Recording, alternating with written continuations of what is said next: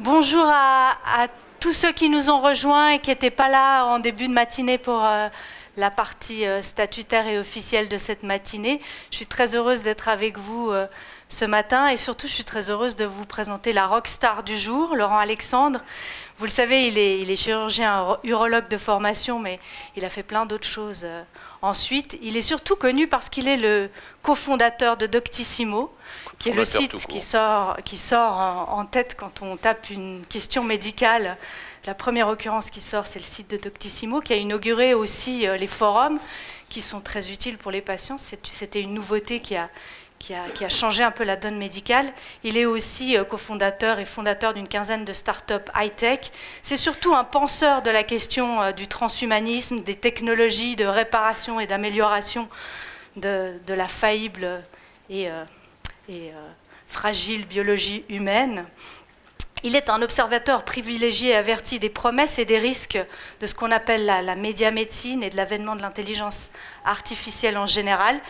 Il va nous présenter un peu les grands enjeux du futur, de la médecine sans médecin peut-être, comme le disait son collègue Guy Valencien. Et puis ensuite, la discussion sera ouverte avec vous. J'imagine qu'il y aura beaucoup de questions. Et je vous remercie. C'est à vous, Laurent. Merci.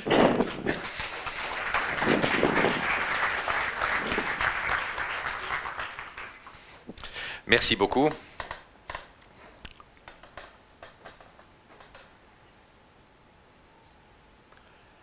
Je suis très heureux d'être ici parce que j'aime beaucoup la Suisse.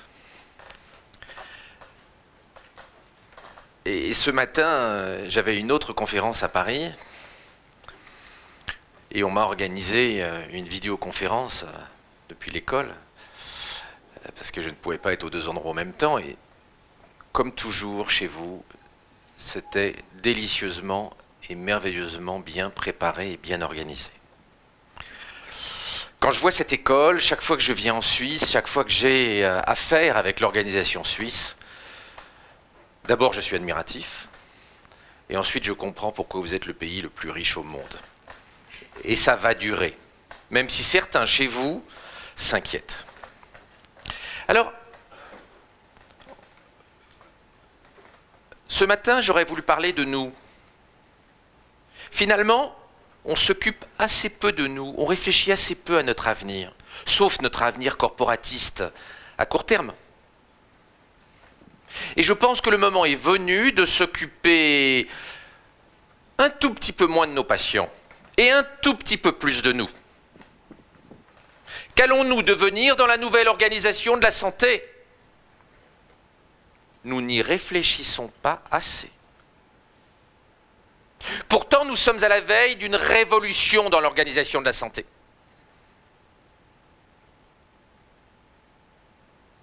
Et il est urgent de nous organiser de manière à ne pas être les dindons de la farce. La santé passe d'un artisanat individuel à une industrie multinationale, centrée sur l'intelligence artificielle et les technologies NBIC. Et en plus, nous sommes des grands naïfs. Nous nous gaussons de la médecine personnalisée. Je vais en parler relativement peu ce matin. Mais la médecine personnalisée sera notre tombeau. Car elle génère une quantité de données que seule l'intelligence artificielle peut traiter. Et je vous rappelle qu'un séquençage ADN en raw data, en données brutes, c'est 20 000 milliards d'informations par patient. Aucun d'entre nous ne peut gérer 20 000 milliards d'informations par consultation. La médecine personnalisée, c'est le règne du big data, donc ce n'est plus notre règne. Ça ne veut pas dire qu'il ne faut pas y aller. Si les maréchaux Ferrand avaient voulu maintenir le règne du cheval, ils auraient échoué. Mais nous devons nous reconvertir pour devenir garagistes et constructeurs d'automobiles. Or, nous sommes bien à une mutation de même nature.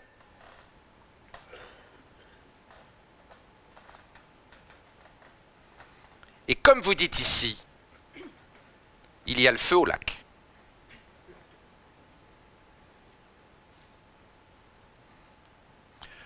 Vous avez mon compte Twitter, et je vous incite, @dr_l_Alexandre, et je vous incite à tweeter.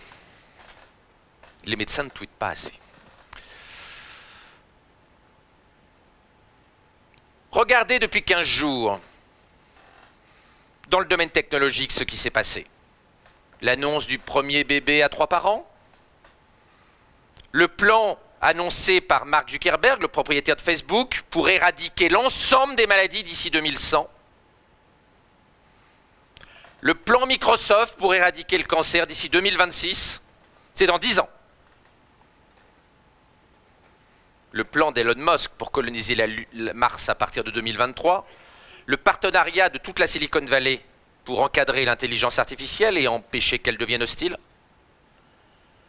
la création par Microsoft d'un centre géant de 5000 chercheurs sur l'intelligence artificielle, le plan Microsoft pour développer des puces dédiées à l'intelligence artificielle avec 5 milliards d'investissements par an. Il faut bien comprendre que la médecine est aujourd'hui dépendante d'une révolution dans l'organisation du business et de l'économie. Et nous ne sommes pas un business traditionnel. Mais la révolution du business qui est en cours nous impacte directement. Et cette révolution, elle a 4 piliers. Le premier, c'est l'émergence de technologies exponentielles, c'est-à-dire explosives, convergentes autour des technologies NBIC. Nanotechnologie, biotechnologie, informatique, et c'est la cognitique, c'est-à-dire la réunion de l'intelligence artificielle, de la robotique et des sciences du cerveau.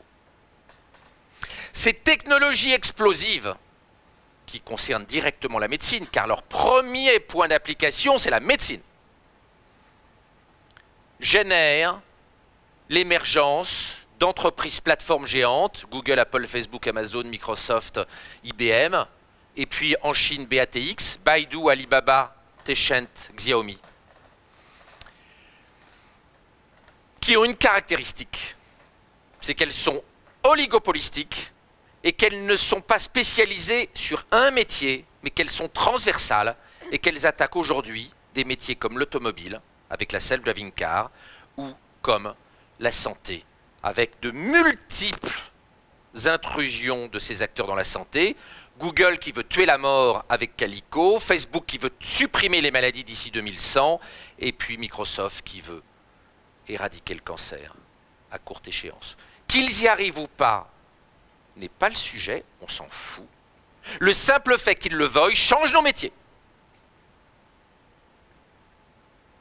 L'échec de ces stratégies aurait quand même des conséquences majeures sur nos métiers. Et je ne suis pas sûr que Facebook éradique toutes les maladies avant 2099. Ces plateformes géantes, donc on a des technologies qui créent beaucoup d'imprévisibilité, on a des plateformes qui entraînent une redistribution de la valeur économique à l'échelle mondiale, ça pose un problème géoéconomique, géostratégique majeur. Le pognon quitte l'Europe pour aller vers les plateformistes. On voit bien comment, dans le domaine de la pub, des médias, les Google, de la musique, les Apple, les Facebook ont piqué la valeur.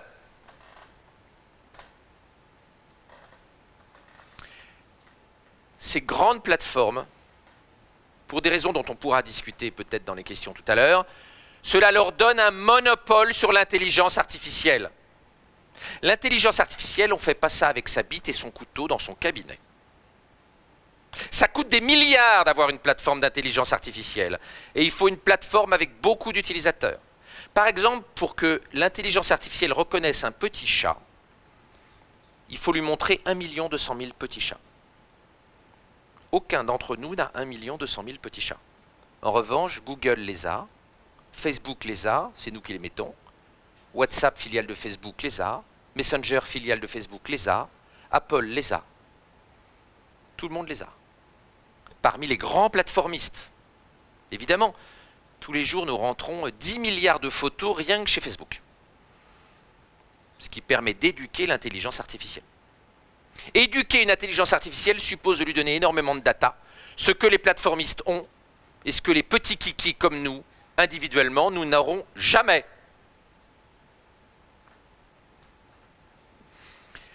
Cette intelligence artificielle, elle pose des tas de questions sur notre place par rapport à la machine. Et vous savez les inquiétudes, même dans la Silicon Valley, de gens comme Musk, comme Bill Gates, qui n'est pas dans la Silicon Valley mais à Seattle, Hawkins en Angleterre, l'astrophysicien, sur le risque d'une intelligence artificielle qui deviendrait hostile. Derrière, il y a un courant économique, un courant philosophique, qu'on appelle le transhumanisme, qui veut changer l'homme, et qui est profondément démiurgique, prométhéen, c'est-à-dire qui veut faire de l'homme le nouveau Dieu, un homme 2.0 devenu homme-dieu. Et c'est pour ça que la Silicon Valley veut tuer la mort, veut tuer le cancer et tuer la maladie, ce que nous n'avons jamais eu pour objectif, ça ne vous a pas échappé. Qu'ils réussissent ou non, là encore, n'est pas le sujet le plus important. De voir arriver des industriels de cette taille expliquer qu'ils vont tuer la mort, alors que nous, on tient la main de nos cancéreux en phase terminale en leur donnant un peu de morphine, ça crée un déséquilibre entre ces géants du numérique et nous, qui ne vous aura pas échappé. Ça pose bien sûr un problème de gouvernance. Comment régule-t-on l'immense pouvoir des géants de la Silicon Valley sur l'intelligence artificielle, la génétique, les biotechnologies, les nanotechnologies, les neurosciences, etc. Imprévisibilité, problème géostratégique, redéfinition de l'homme, gouvernance politique très difficile. Et bien sûr, cette démurgénisation accélère la technologie, notamment les neurosciences, car à partir du moment où vous voulez changer l'homme, vous investissez beaucoup dans les technologies pour le changer, et vous réactivez éternellement cette turbine à 4 cycles, dont les conséquences sur notre exercice sont majeures. La grande révolution du business depuis 15 ans avec l'émergence des plateformistes de la Silicon Valley, c'est qu'on part d'un business vertical vers des business horizontaux de plateformes. Dans le monde traditionnel, les docteurs font de la médecine, Danone fait des yaourts, Renault fait des voitures, le PFL forme des étudiants, Nestlé fait des produits alimentaires, Airbus fait des avions, Novartis et Roche font des médicaments. On est sur des franchises verticalisées, on a un métier. Et les plateformistes, eux, ils sont horizontaux. Ils font de tout. Ils gèrent la maladie, ils font des nanotechnologies, ils font de la génétique, ils font de l'informatique, ils font de l'énergie, ils font de l'intelligence artificielle, ils font de l'informatique. Ils s'horizontalisent. C'est pour ça que les gens ont été très frappés de voir les géants de la Silicon Valley se mettre à faire des voitures qui se conduisent toutes seules ou à faire de la médecine. Parce que d'habitude, on a un métier. On a un sexe, un métier vertical. Cette horizontalisation du business, elle s'accompagne d'un truc qui est redoutable pour nous. C'est que les plateformistes organisent le business de manière à ce que le coût marginal soit nul. Parce que quand vous avez un business sur l'information et l'intelligence artificielle, le coût marginal est nul, c'est-à-dire le coût de la dernière unité produite. Quand vous êtes radiologue, le 10e scanner de la journée est facturé le même prix que le premier. Quand vous êtes iTunes, Gmail ou une intelligence artificielle qui analyse des scanners, qu'elle analyse 1000 scanners par jour, ou 1 million, ou 1 milliard, ou 1000 milliards de milliards, ou 1 milliard de milliards, ça va coûter pareil. Le coût marginal est nul. Il y a des coûts fixes énormes pour mettre en place la plateforme d'intelligence artificielle, mais après, le coût est nul. Donc ça favorise les oligopoles. C'est pour ça que la Silicon Valley prend dans de plus en plus de secteurs une position de monopole. C'est parce que quand vous êtes Gmail, quand vous êtes Apple Music, quand vous êtes qui que vous voulez, le coût marginal est nul. Et donc, le client marginal, c'est 100% profit. sauf un petit peu de dépenses électriques dans les serveurs, mais c'est tout à fait faible. L'intelligence artificielle, on ne l'a pas vu venir. Le renouveau de l'intelligence artificielle, c'est très récent. C'est 2013. Et c'est lié à l'augmentation de la puissance de calcul, le développement de puces dédiées pour faire du deep learning, de nouveaux types d'algorithmes, des méthodes pour apprendre aux machines. Et sur les sujets compliqués, les algorithmes simples ne peuvent pas marcher, comme le jeu de Go. Par exemple, il y a trop de possibilités. Si Google, au travers de sa filiale DeepMind, a gagné au jeu de Go contre le champion du monde de jeu de Go, ce n'est pas par des algorithmes traditionnels, c'est par des machines qui auto-apprennent. Et puis d'autre part, il faut beaucoup de data. Je parlais tout à l'heure des 1 200 000 petits chats pour que l'IA reconnaisse un petit chat, mais c'est pareil pour les crocodiles, les girafes, les lunettes, les cravates, que je n'ai pas, ou les chaussures. Et donc il faut une énorme volumétrie. Et maintenant, nous rentrons chaque jour plein de données chez les géants du numérique et donc nous apportons ces énormes volumes de données qui permettent d'éduquer l'intelligence artificielle. La bataille qui joue dans le domaine médical et dans le business en général est une bataille d'une complexité extraordinaire. Vous avez vu les plateformistes, les Google, Apple, Facebook et leurs équivalents chinois, l'idéologie démiurgique des transhumanistes, les technologies NBIC qui sont explosives, et puis tout ceci qui se passe dans des zones où les normes morales sont différentes des nôtres. Nos normes judéo-chrétiennes, auxquelles nous sommes très attachés, ne sont pas les normes de la zone Asie-Pacifique. Je ne prendrai qu'un exemple. 13% dans un sondage international récent des Français souhaiteraient utiliser les technologies d'ingénierie génétique si elles étaient à disposition aujourd'hui pour augmenter le QI de leur bébé. 50% des Chinois. Vous voyez que ça conduit à une société à plusieurs vitesses. Si nous continuons à faire des bébés normalement et à ce qu'ils soient équirépartis de l'ouvrier agricole jusqu'à l'ingénieur nucléaire, pendant que la Chine produit des Bill Gates à la chaîne en 2070, ça va mal se terminer. Et nos petits-enfants auront mandarin en première langue et français en option langue régionale.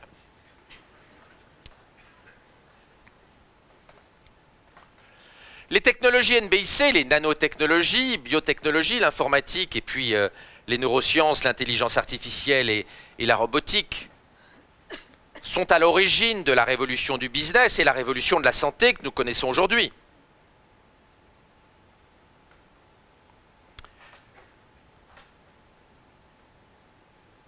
Plateformisation, intelligence artificielle gratuite, technologie exponentielle, démiurgisation.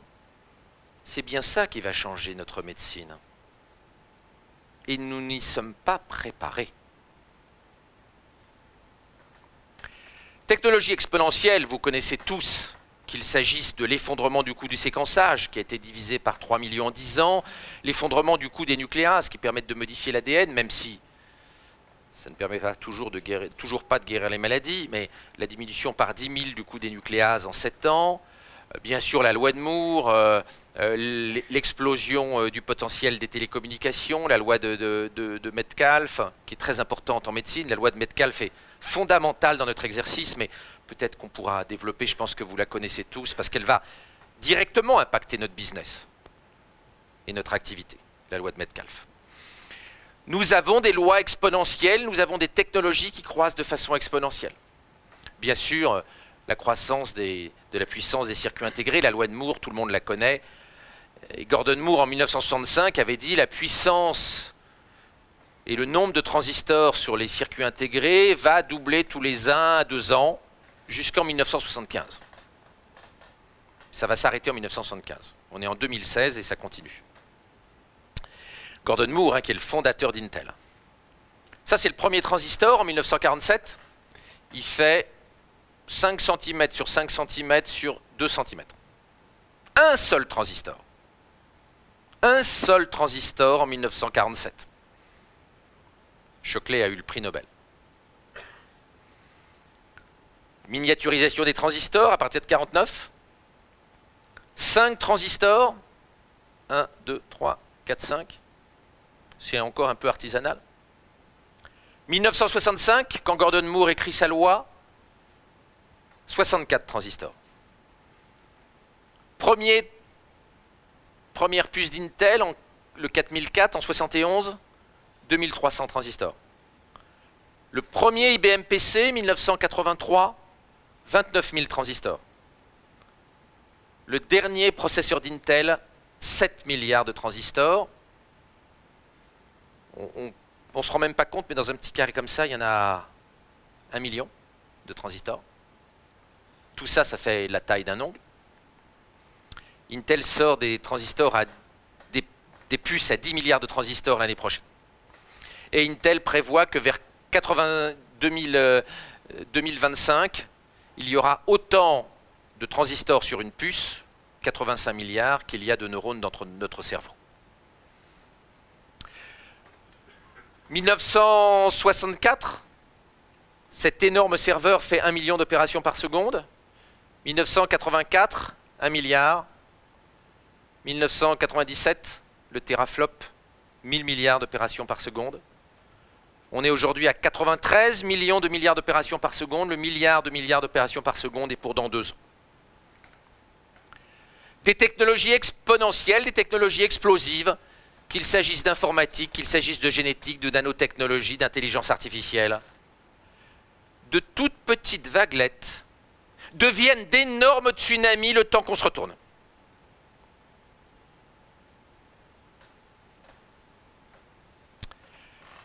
La démiurgisation de l'économie. Choc technologique, mais aussi choc idéologique. Les transhumanistes de la Silicon Valley veulent supprimer tous les impossibles.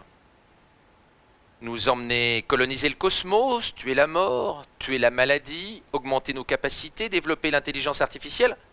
Tout ceci est à 1000 lieues de nos études de médecine et de notre pratique. Et pour tout dire, est profondément choquant. Voire vertigineux et bouleversant pour nous en tant que docteurs.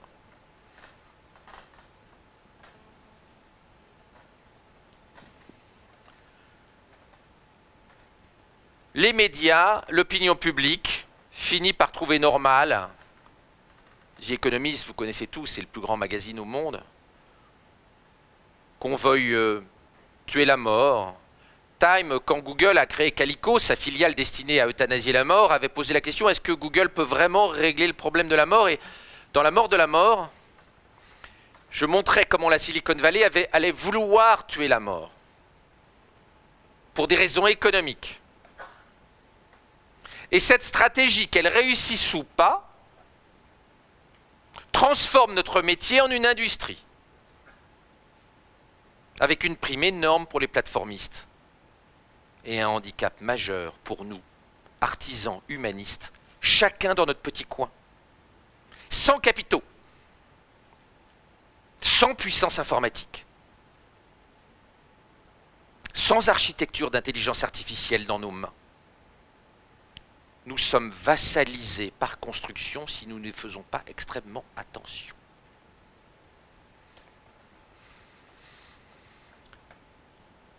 Bill Marris, le bras armé financier de Google, expliquait dans Bloomberg, et je vous invite à lire cette interview, que les technologies que développe Google en ce moment vont permettre assez rapidement de vivre 400 à 500 ans, et que lui qui a 42 ans pense qu'avec les technologies Google, il va vivre plusieurs siècles.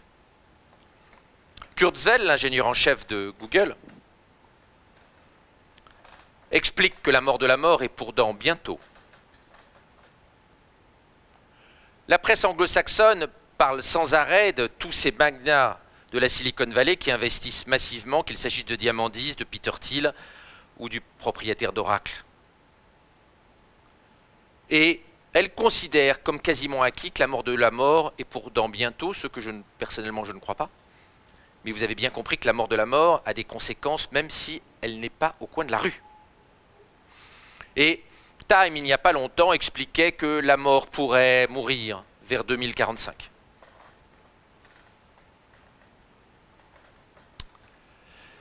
Les transhumanistes ont un autre objectif démiurgique, c'est l'enhancement.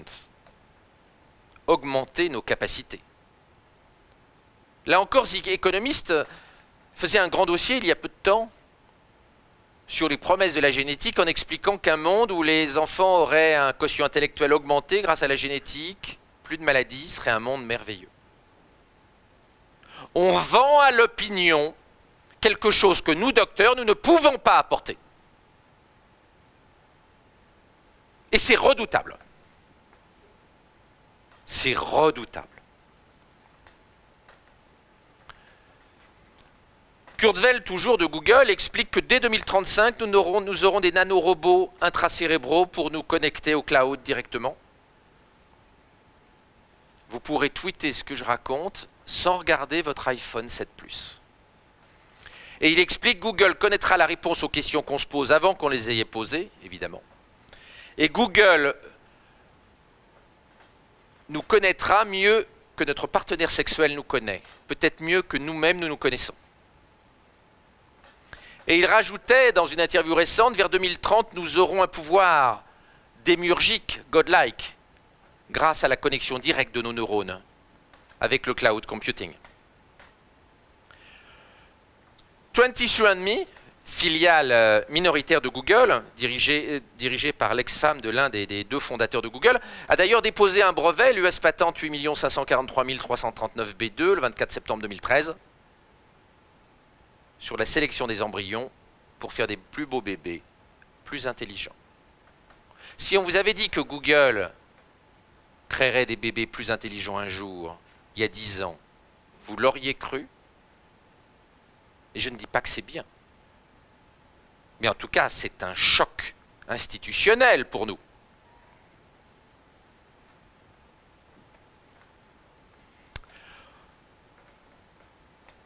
On pourrait rajouter, petit addendum sur la technomaternité. Vous savez que la maternité a évolué depuis l'accouchement sans douleur, la contraception, le dépistage génétique, la fécondation in vitro avec sélection et bientôt avec editing des embryons, la GPA, le premier bébé avec 3 parents, c'était le mois dernier, les bébés issus de 2 garçons, vous savez que la technologie va permettre de le faire bientôt par la technique des cellules souches. Les bébés sans parents, Church à Harvard a lancé un grand programme avec un premier financement de 100 millions de dollars pour faire des cellules sans père, sans mère, tabula rasa en recréant l'ADN en éprouvette, ce qui, c'est pas son objectif premier, mais devrait permettre de faire des enfants sans spermatozoïdes et sans ovules, c'est-à-dire sans parents, tabula rasa. Puis l'utérus artificiel. L'épicentre de cette folie démiurgique sur la technomaternité, c'est Church, patron de la génétique à Harvard.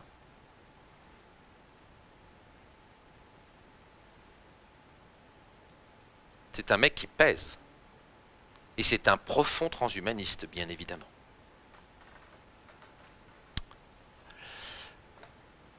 Alors que je suis favorable au mariage gay, je suis allé à la grande réunion des anti-mariage gay, la Manif pour tous en France. C'est sa présidente, là.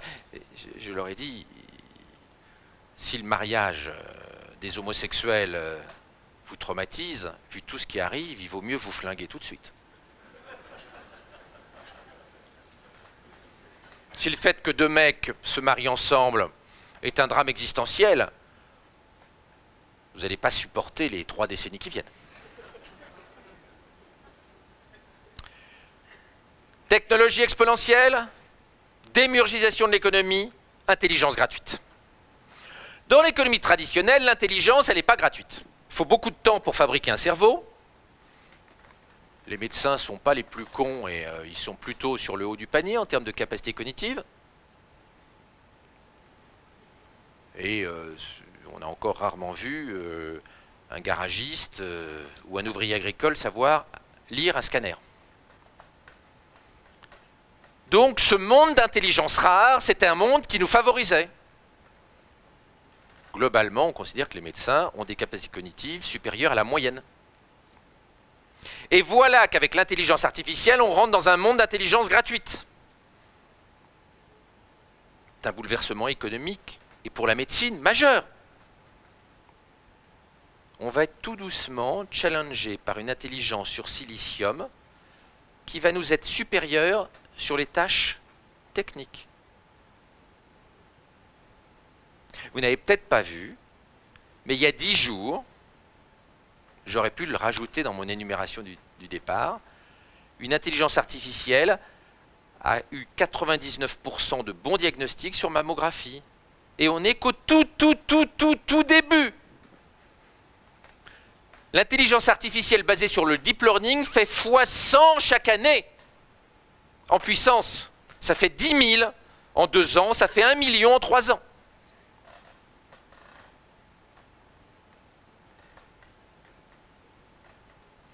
Cette intelligence gratuite, elle est bouleversante.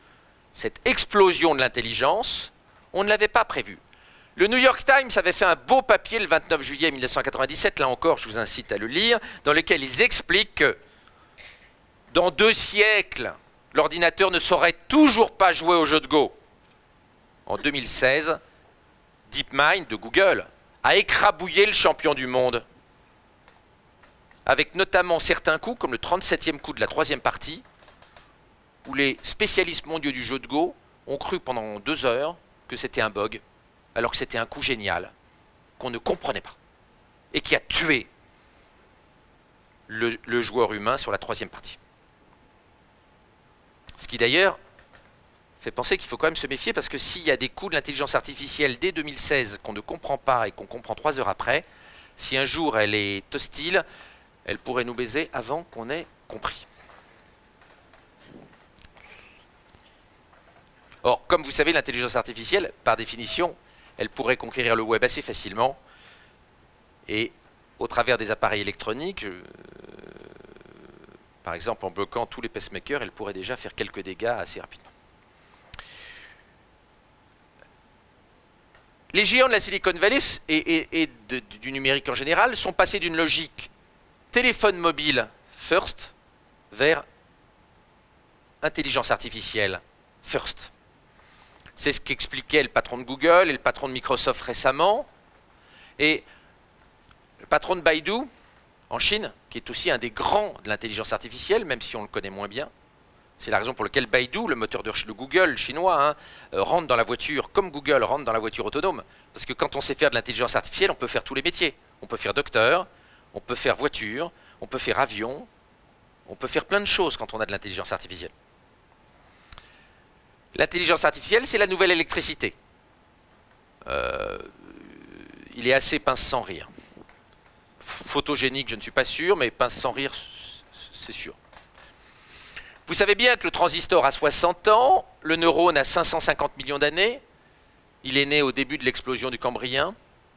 Le neurone est 10 millions de fois plus ancien que le transistor. Le transistor n'est pas à la hauteur du neurone, bien sûr.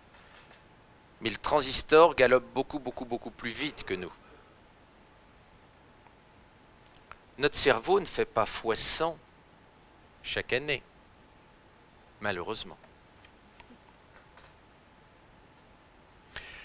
Et ce que je disais tout à l'heure, ce qu'il faut bien voir, c'est que nous sommes les idiots utiles de l'intelligence artificielle.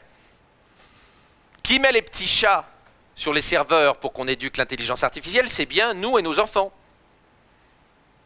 Ma fille en met plein. Je devrais lui interdire pour freiner l'éducation de l'intelligence artificielle.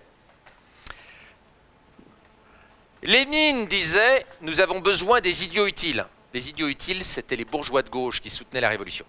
Ils disaient « Ce sont des idiots utiles, après on va les zigouiller ». Je ne voudrais pas que nous soyons les idiots utiles de l'intelligence artificielle qui ayons éduqué l'intelligence artificielle pour qu'elle nous marginalise et vassalise dans un deuxième temps. Je n'ai pas le temps de développer toutes les raisons pour lesquelles l'intelligence artificielle se développe en santé, mais il faut bien comprendre qu'on parle d'intelligence artificielle faible, c'est-à-dire n'ayant pas de conscience d'elle-même pour le moment. Pour lire un scanner ou pour conduire une voiture, l'intelligence artificielle faible, sans conscience d'elle-même, suffit. Les voitures autonomes sont cons comme des bites. Enfin, excusez-moi, je suis urologue, donc j'ai un langage un peu... Mais elles conduisent mieux que nous. On n'a pas besoin d'avoir une intelligence artificielle ayant conscience d'elle-même, ce qu'on appelle une intelligence artificielle forte, pour nous dépasser. Pour nous zigouiller, oui, il faut une intelligence artificielle forte. Mais pour nous dépasser d'un point de vue technique, une intelligence artificielle faible suffit.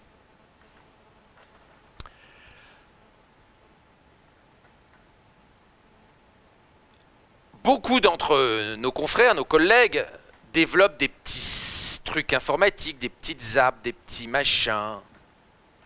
Et en réalité, on a un paysage informatique qui est complètement fragmenté avec des milliers de petits logiciels, des milliers d'apps, des apps santé, il y en a 400 000. Un paysage fragmenté, banalisé, par spécialité en général.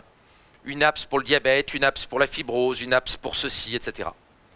Et bien souvent inutile.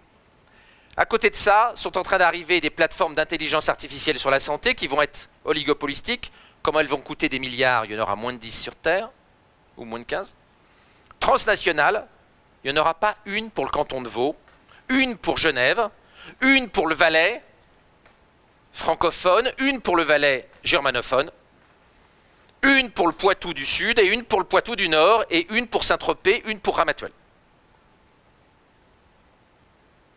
D'abord parce que pour éduquer l'intelligence artificielle à la santé, il va falloir rentrer des dizaines de millions de dossiers pour l'éduquer. Et que ça va coûter très très cher. Et que le circuit de distribution et toutes les raisons qu'on a dites tout à l'heure conduisent à une logique d'oligopolisation transnationale. Toutes spécialités confondues. Les logiciels par maladie n'ont pas d'avenir. En tant que médecin, vous n'allez pas utiliser une IA pour la fibrose hépatique, une pour la cirrhose du foie alcoolique, une pour ceci. Ça n'a pas de sens. Il y aura un seul applicatif, transnational, transversal, coûtant très cher et alimenté par des millions de dossiers. L'un des dangers, c'est qu'en fait, en 2035, il reste 12 docteurs sur Terre, les Google, Apple, Facebook, Amazon, Microsoft, IBM, Baidu, Alibaba, Tencent, Xiaomi, puis des gens comme HLI de Craig Venter, et que nous soyons en réalité à mi-chemin entre l'officier de santé tel qu'il existait en France. Le docteur Bovary dans Flaubert n'est pas médecin, il est officier de santé. Et on a supprimé les officiers de santé, on a fait un seul corps de médecins, mais l'officier de santé, c'était un peu le médecin aux pieds nus, formé en 3 ans en Chine. Et donc le danger, c'est que nous ayons en 2035 ou 2040 un statut à mi-chemin entre l'infirmière et l'officier de santé français de 1880. Ce qui est terrible et qu'il faut bien comprendre, c'est que l'école, ça ne marche pas très bien, c'est très compliqué de former quelqu'un. La seule école qui marche et qui est productive sur Terre, c'est l'école de l'intelligence artificielle. Éduquer un gamin, ça prend beaucoup de temps, ça échoue souvent, c'est cher. Éduquer une intelligence artificielle, ça va vachement vite. Au jeu de Go, DeepMind faisait des millions de parties contre elle-même. Elle bossait jour et nuit. Elle faisait des doubles d'elle-même. Pendant qu'un joueur humain de jeu de Go faisait une partie, elle en faisait 10 000. Elle se forme plus vite que nous nous formons. Pour aller de là à là, il faut 30 ans. Et il y en a beaucoup qui n'y arrivent pas, qui échouent en médecine, ou qui finissent des tas de choses, ou qui prennent trop de cannabis et qui échouent en médecine. Il faut 30 ans. Pour éduquer une IA, une intelligence artificielle, il faut quelques heures. Nous ne sommes pas à égalité constitutionnelle.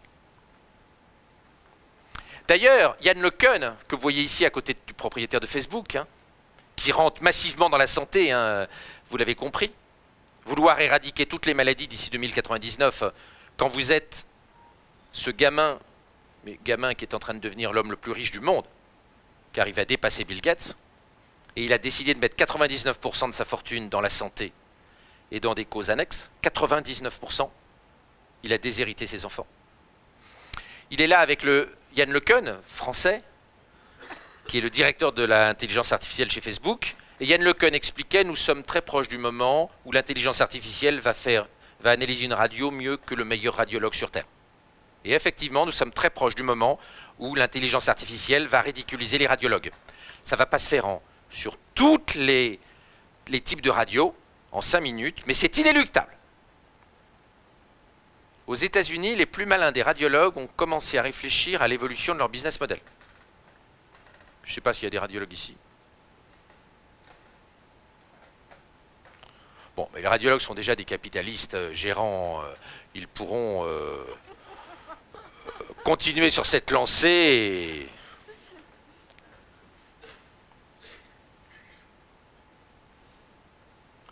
Chez Facebook, on produit 10 000 intelligences artificielles par jour.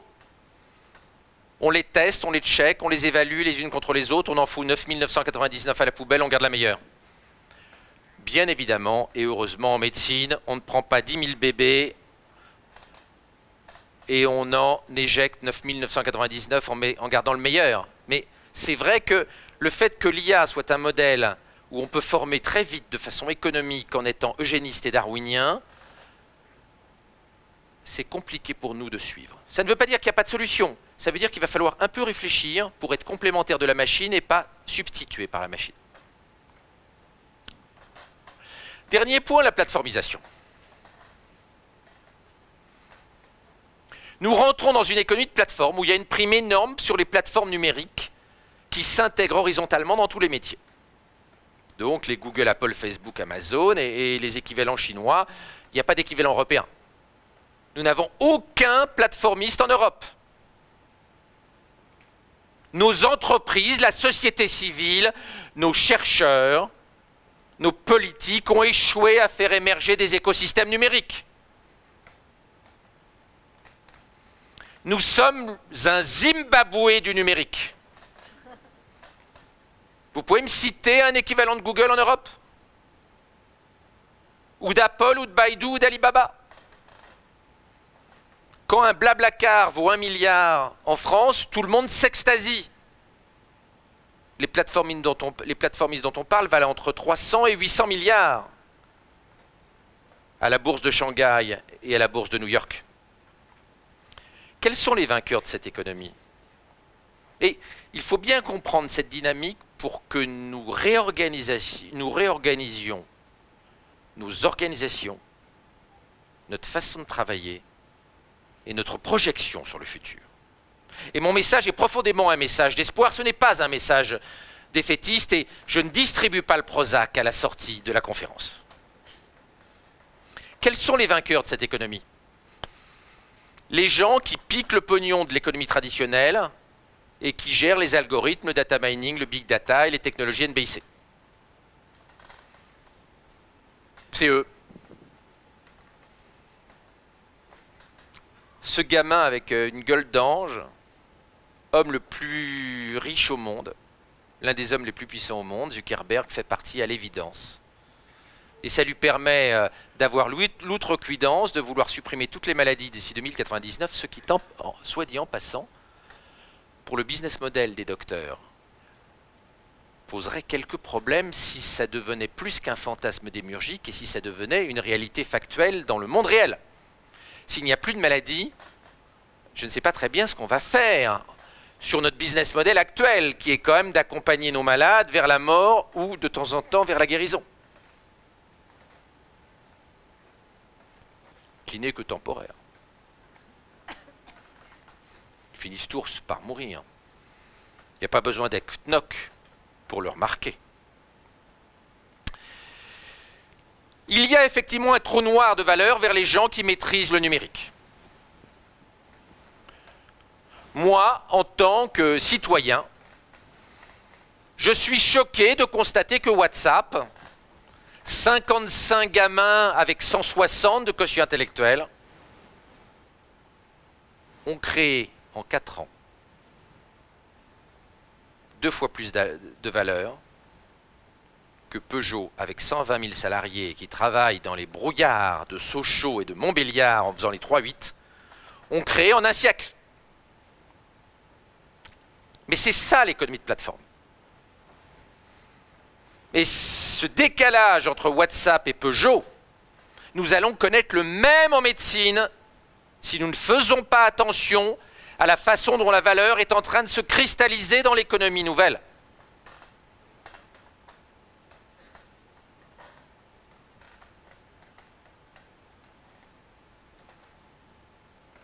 Ce qui s'est passé dans les branches industrielles qui ont été attaquées par les plateformistes doit nous servir de leçon.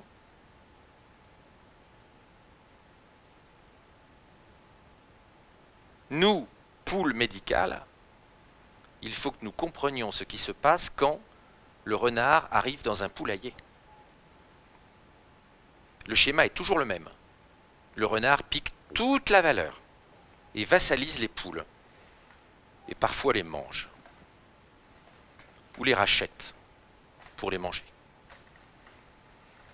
Ça ne doit pas être notre destin.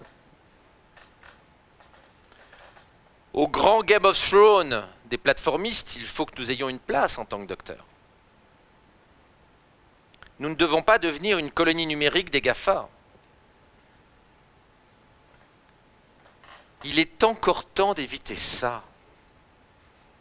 Et nous sommes la mouche et pas la fleur.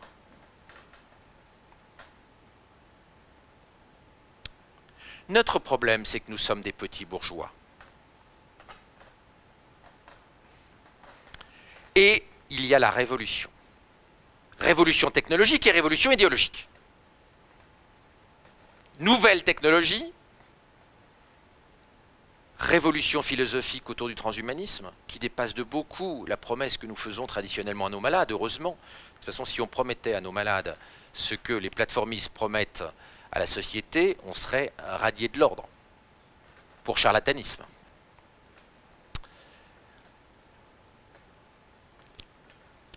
Quand Kurzweil dit qu'en 2045, l'intelligence artificielle sera 1 milliard de fois plus puissante que la réunion des 8 milliards de cerveaux humains, c'est challenging pour nous, petits bourgeois. Quand Sergey Brin, le copropriétaire de Google, explique que Google va faire des machines qui raisonnent, qui pensent et qui font les choses mieux que les êtres humains peuvent le faire, c'est challenging pour nous, docteurs. Et en plus, nous voyons arriver de la Silicon Valley un fantasme insensé pour nous sur la neurotechnologie, sur les technologies du cerveau, où on veut finalement faire de nous les agents d'une modification relativement invasive du cerveau. Avec l'intelligence artificielle et avec la concurrence internationale, nous avons à l'évidence une guerre des cerveaux.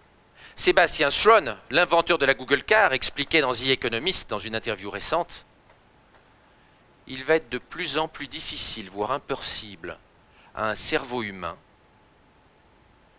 d'avoir une utilité sociale face à l'intelligence artificielle vu la vitesse à laquelle elle croît. » Il rajoutait, mais en tant qu'humain doté d'un cerveau biologique, je pense qu'il faut que nous nous battions. Nous ne pouvons pas accepter sans réagir que l'intelligence artificielle nous marginalise. Il faut que nous nous battions pour maintenir notre situation. Cette guerre des cerveaux, dans l'esprit de la Silicon Valley, elle doit conduire à la fusion entre l'éducation, l'informatique, les neurosciences et la santé. Elon Musk, par exemple, le 2 juin dernier, Elon Musk, donc, le programme martien, les fusées SpaceX, le train qui va à 1000 km/h Hyperloop, les voitures autonomes Tesla, PayPal, la banque en ligne et quelques autres petits projets, expliquait donc le 2 juin 2016, il est urgent d'interfacer nos cerveaux avec des microprocesseurs pour éviter que l'intelligence artificielle nous transforme en animaux domestiques. Et il rajoutait, si nous n'y prenons pas garde, l'intelligence artificielle va nous traiter, nous humains, comme je traite mon labrador. Ce qui, vous en conviendrez, qu'on soit médecin ou malade, n'est pas un destin enviable. Enfin, peut-être qu'il traite très bien son labrador.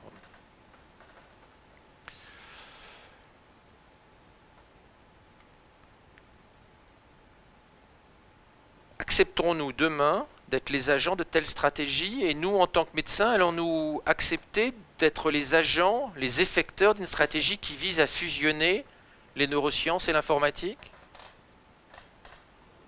Vous admettrez que ce sont des questions lourdes sur le plan éthique, moral, philosophique et politique, auxquelles nous n'avions pas réfléchi. Aucun d'entre nous, en tant que médecin, ne s'est jamais dit « Je vais dans mon exercice mettre des microprocesseurs dans le cerveau de mes malades pour qu'ils puissent lutter contre l'intelligence artificielle triomphante dans les décennies qui viennent. »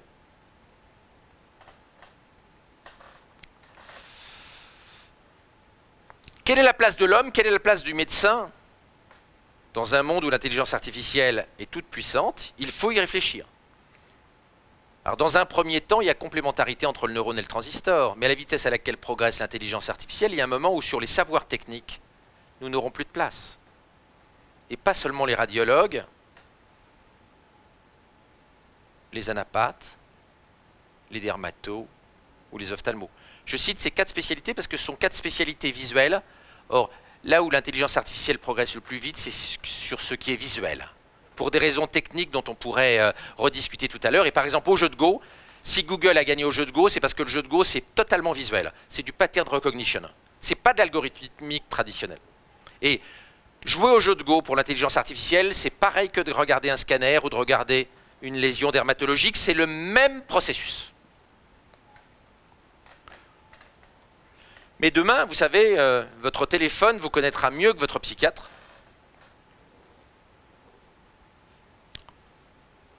Il n'est pas certain que les radiologues soient la seule spécialité qui ait à se reconvertir dans les 15 à 25 ans qui viennent.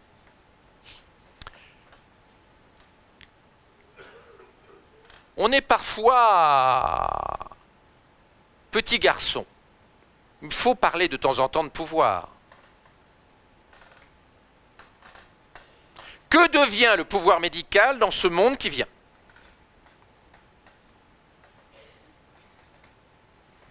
Il est clair qu'à l'ère de la génétique et de la médecine personnalisée, on l'a vu, de la multitude de données, ça c'est la lentille que Google développe avec Novartis pour la surveillance des glycémies, qui va transmettre des milliers d'infos par jour, puis des millions, puis des milliards.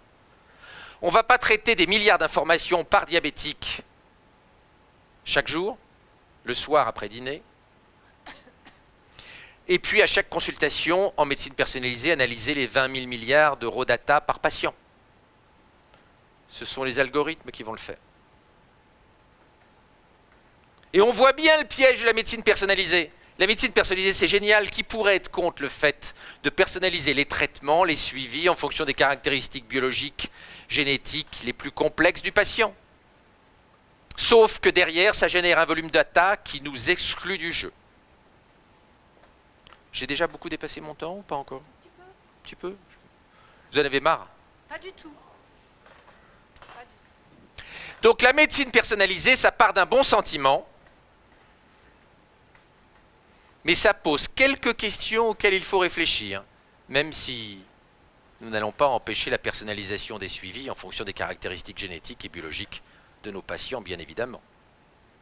Mais la naïveté des docteurs sur la médecine personnalisée est touchante, car ils n'ont pas vu la problématique de volumétrie de data. Ils ne l'ont pas vu. Et la naïveté, face à une révolution technologique, ça se termine rarement bien. Même les jours où il n'est pas drogué, Dr House ne peut pas traiter 20 000 milliards d'informations par consultation. En 10 minutes, déshabillage et rhabillage compris, mais à mon avis, vous faites une médecine plus douce et vous gardez les malades plus longtemps, mais 20 000 milliards d'informations, c'est beaucoup, même dans une consultation de 20 minutes. Le grand danger, c'est que le pouvoir médical migre des médecins vers les algorithmes et l'intelligence artificielle et leurs propriétaires, et que le médecin soit finalement l'infirmière de 2030, subordonnée à l'algorithme comme aujourd'hui l'infirmière est subordonnée au docteur. Le pouvoir, on imaginait naïvement qu'il allait aller du patient, du docteur vers le patient. C'était l'idée que mon jardinier allait se soigner tout seul en lisant Doctissimo. En tant que propriétaire de Doctissimo, que j'ai vendu depuis, et j'ai bien fait, je peux vous assurer que ce n'est pas vers le patient que va aller le pouvoir médical, mais vers les algorithmes. Nous n'allons pas vers la consumérisation de la médecine, nous allons vers l'industrialisation de la médecine. Et ce n'est pas mon jardinier qui va traiter 20 000 milliards d'informations plus facilement que nous. Ce sont les propriétaires des algorithmes qui vont le faire. Ce n'est pas du tout le transfert bisounours et enfantin qu'on imaginait. Bien sûr, ça pose un problème. C'est qu'à partir du moment où on ne peut pas rentrer dans l'algorithme parce qu'il est trop compliqué, l'éthique et les décisions éthiques vont être prises par l'algorithme implicitement.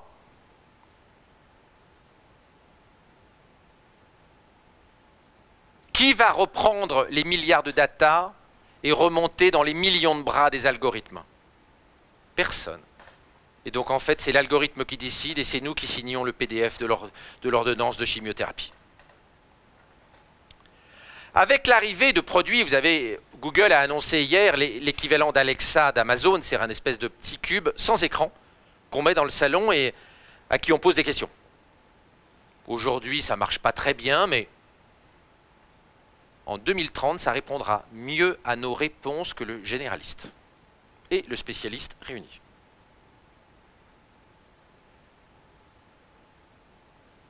Ça,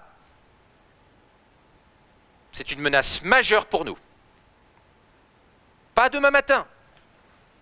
Dans 15 à 30 ans, tout doucement. Car ce sera plus intelligent que nous. Dans moins d'une génération. Et en plus, couplé à notre smartphone, ça connaîtra sur nous plein de choses que le docteur ne connaît pas.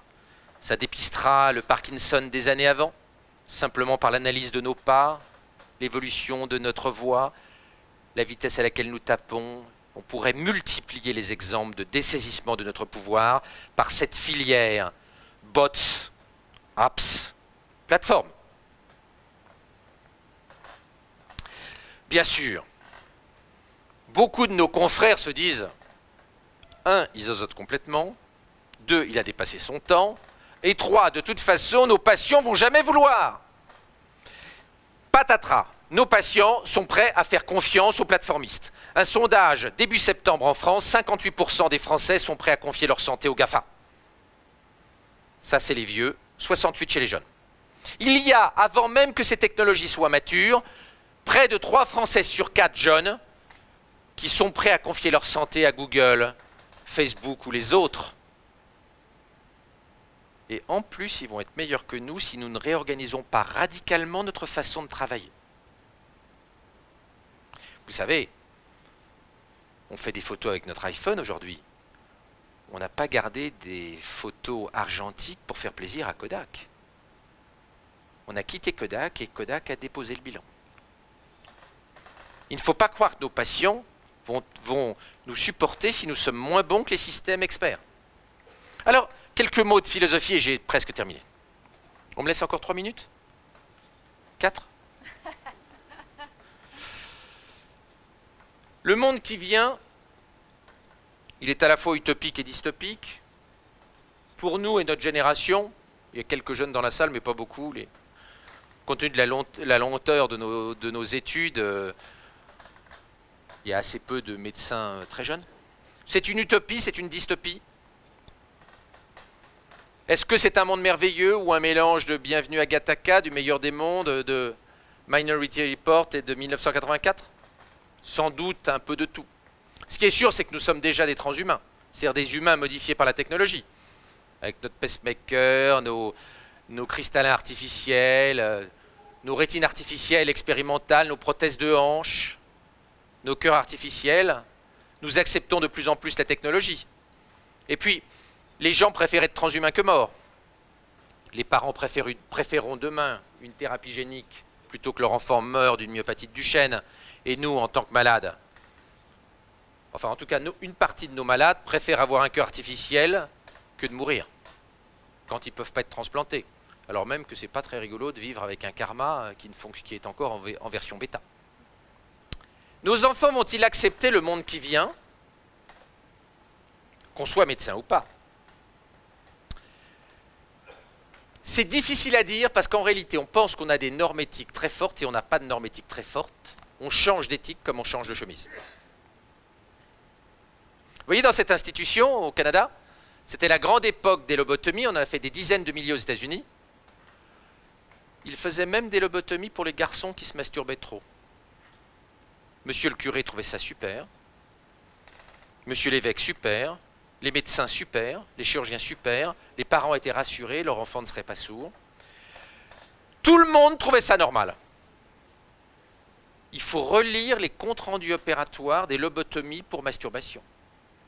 Lobotomie, ça nous semble monstrueux.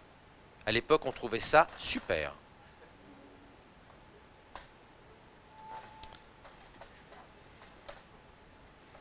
Regardez à quel point notre morale sexuelle et notre rapport au corps a changé. Alors c'est un exemple français, mais Jeannette Vermès-Torres, qui était la la grande progressiste française dans les années 50, au moment du débat sur la pilule, avait dit « Jamais le Parti communiste français n'acceptera que les femmes travailleuses forniquent comme les bourgeoises, non à la pilule. » 60 ans plus tard, les gamins se foutent à poil, et là j'ai pris une photo pudique, parce que souvent ils le font pendant un acte sexuel. J'ai interdit à mes enfants de mettre des photos d'eux nus sur Snapchat. Et c'est même pas Snapchat, des centaines de milliers de gamins se mettent à poil sur Internet. Regardez à quel point l'impensable pour notre génération est arrivé.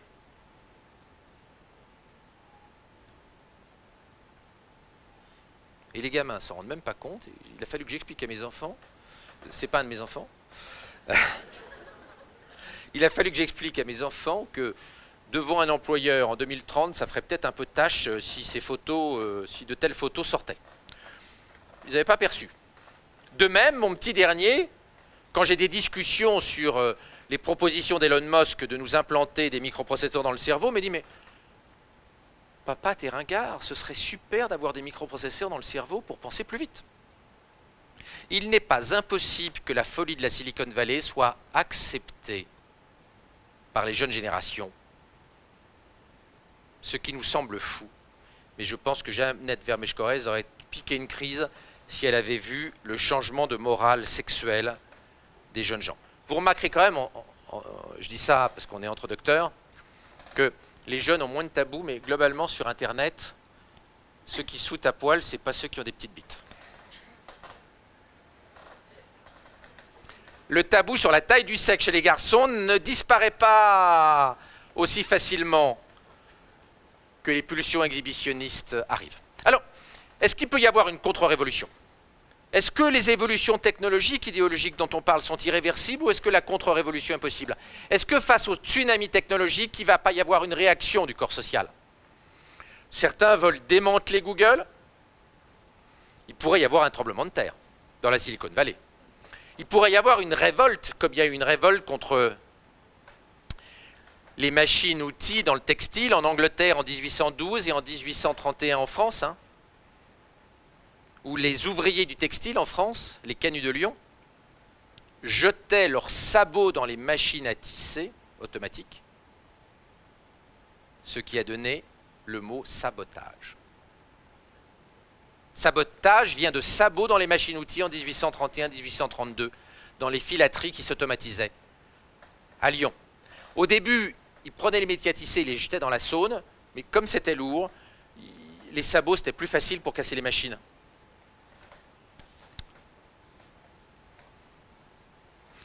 On a vu des oppositions religieuses au progrès.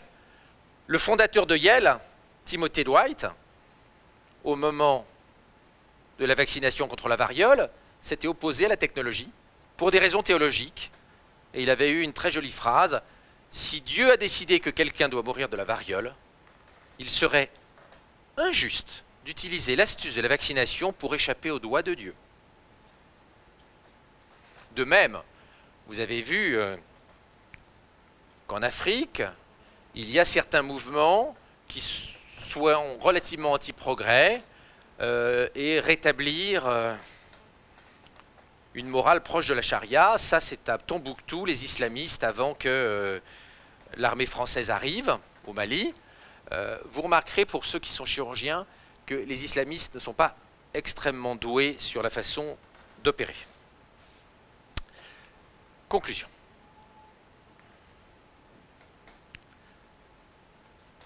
Oui, nous sommes en train de rentrer, la médecine est concernée dans la religion de la data, le dataïsme.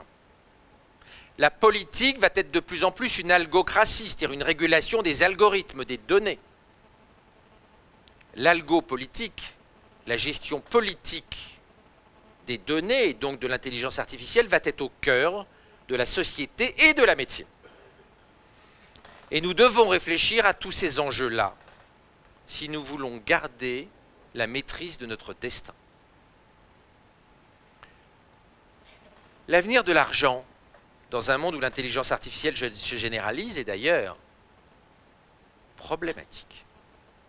Que faut-il faire? Alors, certains ont déjà trouvé la solution pour prendre le régional de l'équipe. Ils ont complètement changé de business model. Et ils font dans le gourou aérospatial, ce qui est un métier assez lucratif, plus que de soigner des angines dans la banlieue de Lausanne, vous en conviendrez. Et ça permet de passer à la télé plus souvent,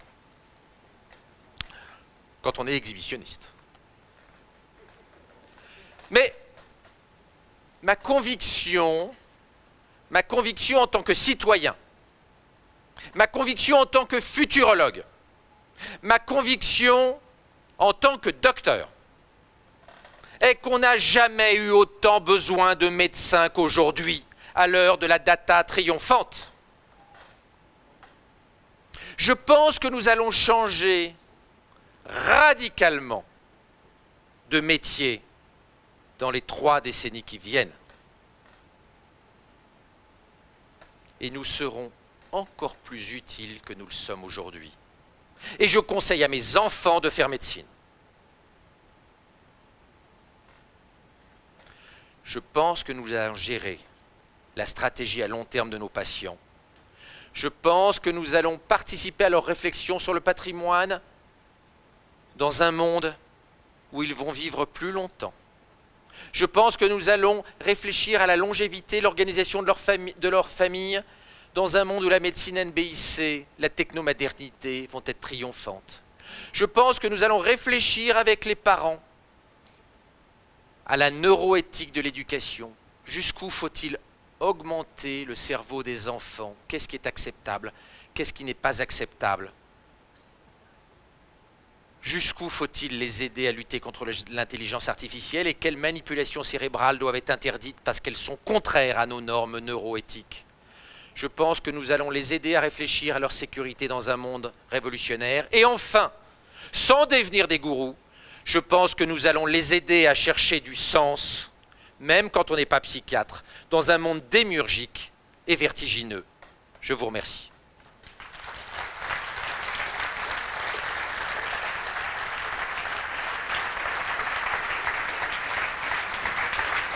On peut laisser la dernière slide. Vous pouvez laisser la dernière slide.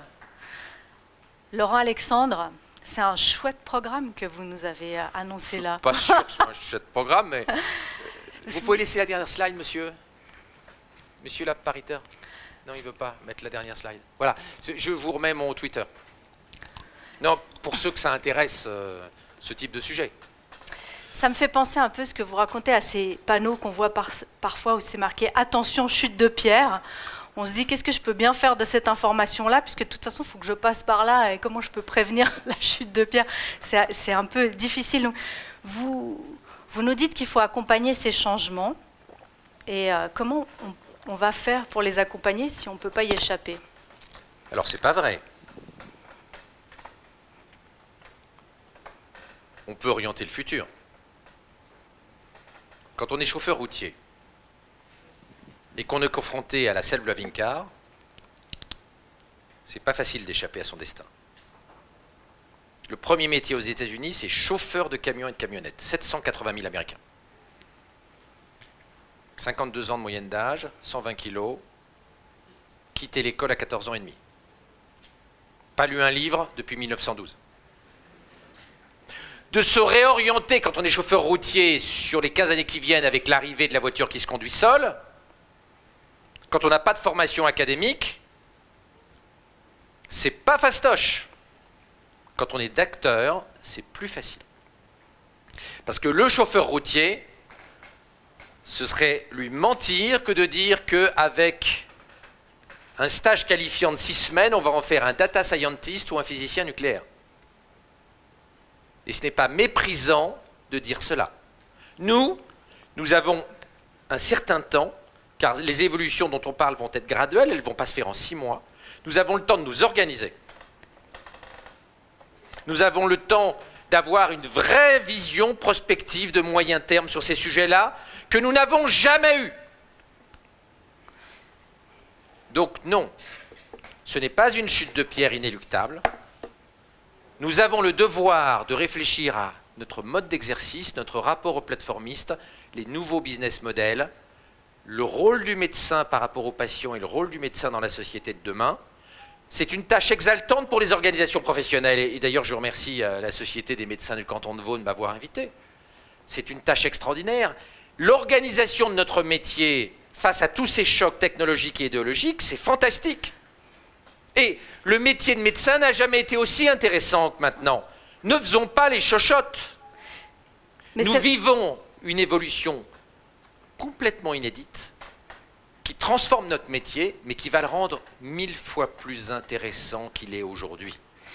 Mais une des choses que vous dites dans votre présentation, c'est que le risque, il est moins dans la technologie qui se développe de manière exponentielle que dans l'idéologie des quelques individus qui détiennent aujourd'hui les clés de ces plateformes et du pouvoir. Oui, c'est ça la politique. La politique, c'est l'opposition des idéologies. Si vous avez la Silicon Valley qui impose son idéologie et que vous êtes chacun dans votre cabinet, tout seul, sans faire de politique, sans faire de syndicalisme, évidemment que les gens organisés qui valent 500 milliards au Nasdaq, ils vont nous baiser, pour parler vulgairement. Et ils vont imposer leur idéologie. Donc, oui, si nous restons isolés, si nous pensons à 15 jours, face à des gens qui pensent à 1000 ans, nous allons perdre la bataille économique, la bataille politique, la bataille idéologique. Mais ça n'est pas obligatoire. Et on n'est pas chauffeur routier. Et si j'étais devant une association de chauffeurs routiers, j'y serais pas allé parce que j'aurais rien de très rassurant à leur dire, à part l'adresse de l'Agence nationale pour l'emploi américaine. Laurent Alexandre, si vous êtes d'accord, on va ouvrir les questions à la salle un petit moment. On a un peu dépassé, mais c'est tellement passionnant que vous nous pardonnerez que ça dure un petit peu plus longtemps. Vous levez, monsieur avec la cravate, là, et on va vous passer un micro. Les deux, ils ont les deux une cravate.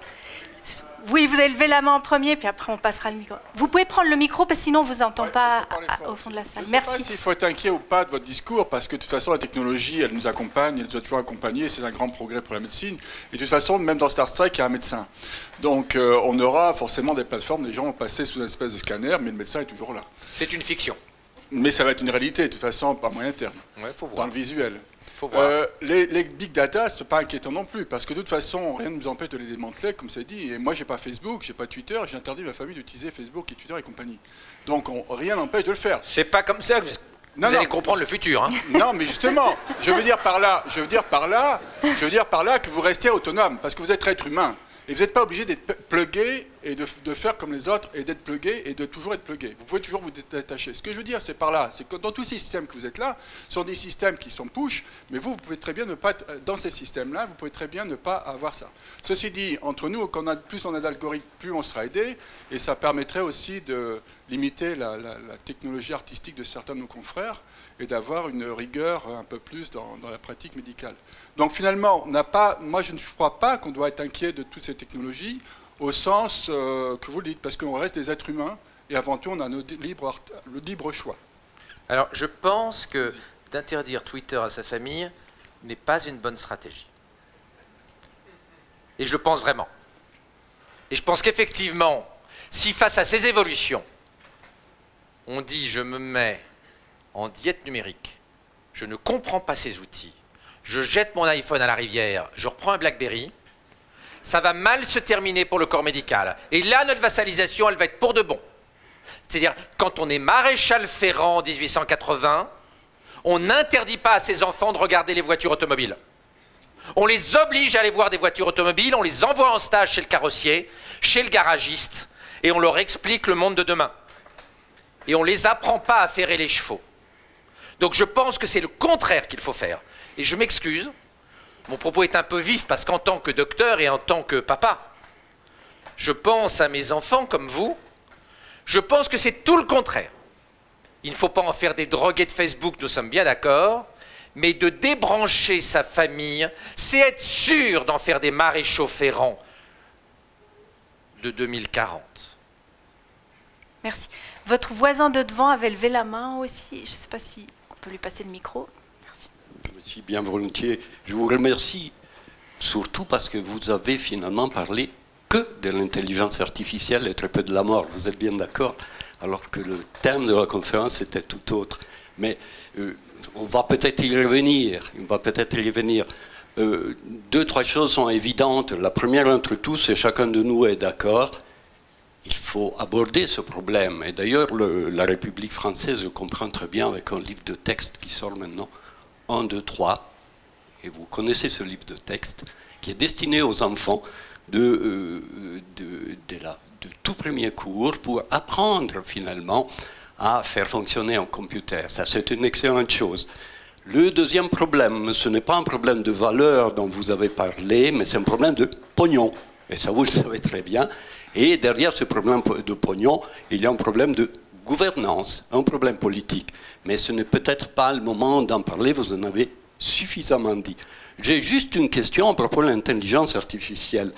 Vous l'avez dit peut-être d'une façon implicite. L'intelligence artificielle n'est pas l'intelligence humaine. Et ça, Alan Turing, qui a mis sur pied le tout premier computer, le savait très bien. Et il a dit tout simplement, écoutez, l'intelligence humaine n'est pas une machine à état discret. Et ça, vous le savez certainement encore mieux que moi, vu que vous vous occupez de cela depuis longtemps. Par contre, l'intelligence artificielle est une magnifique machine, une splendide machine. C'est des extraordinaires prothèses.